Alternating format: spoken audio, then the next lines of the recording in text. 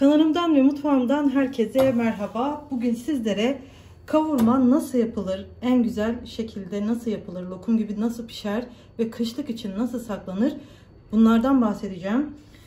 Burada dana etim var. Özellikle kurbandan önce et alıp sizlere göstermek istedim.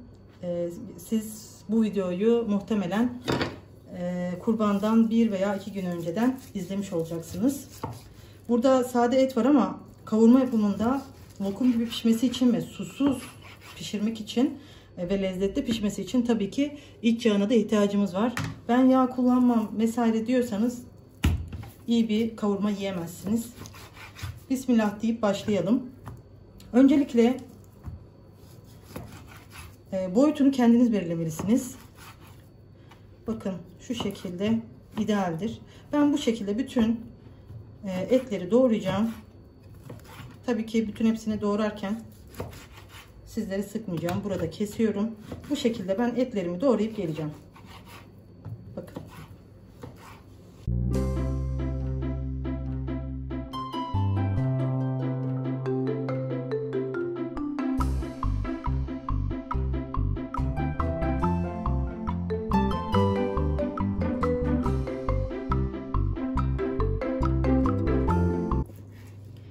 Evet, etlerimi doğradım.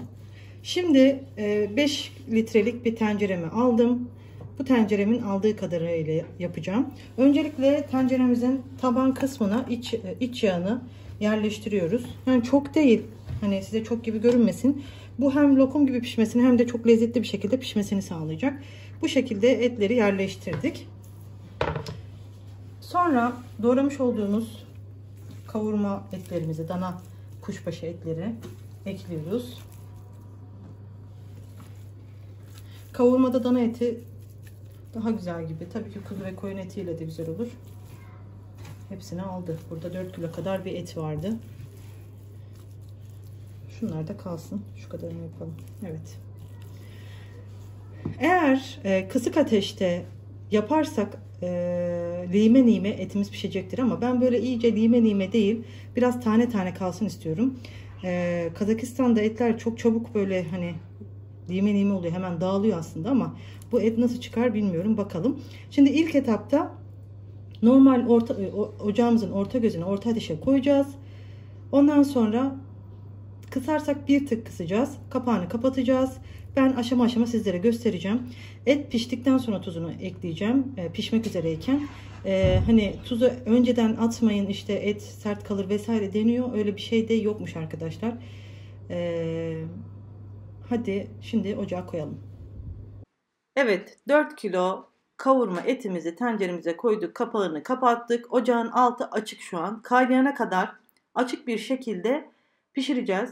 Genel olarak altı açık olacak. Çok kısa bir süre altını kısacağız sadece. Çünkü böyle etim dağılsın istemiyorum. Lime lime olsun istemiyorum. Tane tane lokum gibi pişsin istiyorum. O yüzden bütün ayrıntıları ile hızlıca anlatacağım. Bakın etin rengi dönmeye başladı. En lezzetli kavurmayı yiyeceksiniz bu kurban. Evet. Şöyle bir karıştırmak istiyorum. Hiç su koymuyoruz bu arada. Soracak olanlar olursa asla su koymuyoruz. Ama göreceksiniz bu etlerin hizasına kadar su çıkıyor arkadaşlar. Bakın daha bazı etlerin rengi dönmemiş bile. Su dolmuş bile tencere. Bakın yarısına kadar su dolmuş bile ki bazı etler daha pişmemiş bile. Rengi dönmemiş bile. Tam bu etlerin hizasına kadar su çıkacak arkadaşlar. Bazı tariflerde görüyorum, gerçekten üzülüyorum. Tereyağı katanlar var, kalıp kalıp sıvı yağ dökenler var. Arkadaşlar ete lezzeti veren etinin kendi yağıdır, kendi suyunda pişmesidir. Pişirme yöntemidir. Asla sıvı yağdır, tereyağıdır, margarindir kesinlikle kullanmayın. Kendi suyunda, kendi yağında lokum gibi çok lezzetli bir şekilde pişecek. Şimdi kapağını kapatıyorum. Kaynadı biliyorsunuz. Kaynayana kadar böyle orta ateşte pişirdim. Baktım artık güzelce suyunu salmış. Bakın şöyle bir karıştıracağım. Kapağını kapatacağım. Altını da kısacağım. Yaklaşık bir 45 dakika kadar altı kısık bir şekilde pişireceğim. Bu arada şimdi soracaksınız hani toplamda kaç saatte pişer et diye.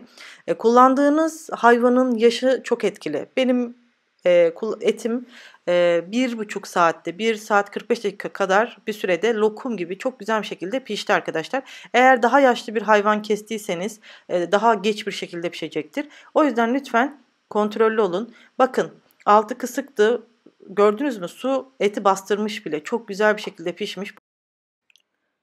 Bu şekilde ben ara ara karıştırarak baktım, eti kontrol ettim. Şimdi kapağını kapatacağım.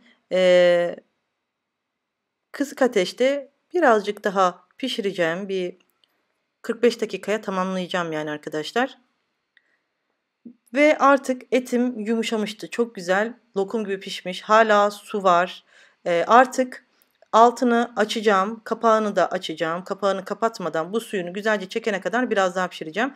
Ve bu esnada tuzunu da ekleyeceğim. Tuz miktarını kendinize göre ayarlayın. Artık etim lokum gibi çok güzel bir şekilde pişmişti. Tuzunu da attım. Ocağın altını açtım. Suyunu biraz daha çeksin istiyorum. Zaten etler yumuşamıştı ama daha da lokum gibi olacak. Suyunu biraz çektirelim. Bakın etimiz hiç dağılmadı. Lime lime olsun istemedim. Tane tane lokum gibi pişsin istedim.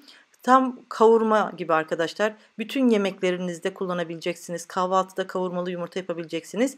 Bu kavurma tam bir kışlık kavurma oldu. Kendi suyuyla, kendi yağıyla pişti. Çok lezzetli oluyor. Eğer daha önce bu yöntemle pişirmediyseniz mutlaka bu yöntemle bu kurban deneyin. İnşallah bu kurban bayramında herkesin evinde tencere tencere etler kaynasın. Kurban kesen kardeşlerimiz kurbanın 1/3'ini kendisini, 2/3'ünü de inşallah dağıtır. Böylelikle herkesin evine kurban eti girmiş olur. Evet, şimdi eğer ki kavanozda saklayacaksak, ben biraz kavurmanın suyunu çektirdim. Dibinde biraz suyu kaldı. Yani bütün suyunu çektirmedim. Dibinde biraz daha var. Sıcak sıcakken kavanozlara kaldıracaksanız hemen kavanozları dolduruyoruz. Kavanozu doldurduktan sonra iyice ağzına kadar doldurun. Kapağını kapatın. Ters çevirin.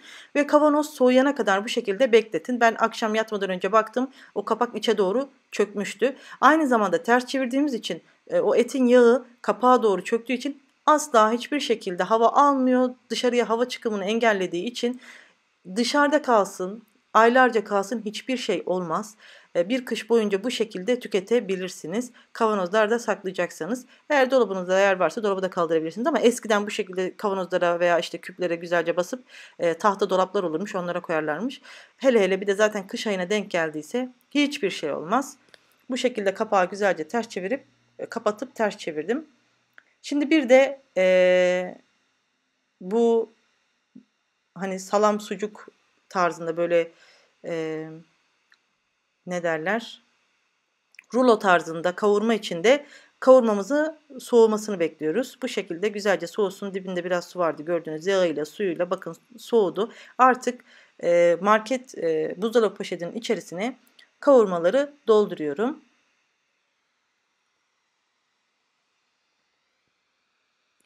Bu kavurmayı da güzelce şekil vereceğiz rulo şeklinde. Dilediğiniz zaman bıçakla dilim dilim kesip ister yemeklerde kullanın, ister kahvaltılarda kullanın. Çok lezzetli oluyor. Kurban eti arkadaşlar, özellikle kurban etini ilk 3 gün şifaymış arkadaşlar. O yüzden hani bazı uzmanlar hani ilk gün yemeyin vesaire diyor ama ilk 3 gün insan vücuduna çok faydalı şifası varmış. Araştırın. İnşallah afiyetle tüketin. Aşırıya kaçmadan. Bu şekilde paketlere koyuyoruz. Yemek yaparken eti saatler öncesinden çıkarmak gerekiyor buzluktan. Ondan sonra en az 1 saat pişirmek gerekiyor vesaire. Bu şekilde kavurmalar hazırlarsanız gerçekten çok büyük bir kolaylık olacak. Şimdi paketi doldurdum. Streç filmden de yardım alacağım.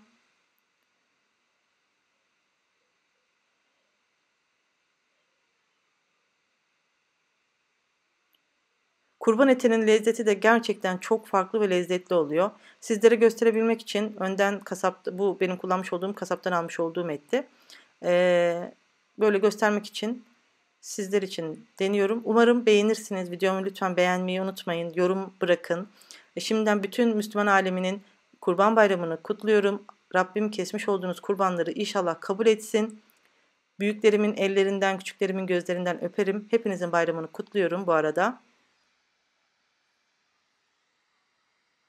Gurbette olup ailesinin yanına gidemeyenlere de üzülmesinler. Bu bayram olmasa da inşallah başka bayrama nasip olur. Dua edelim.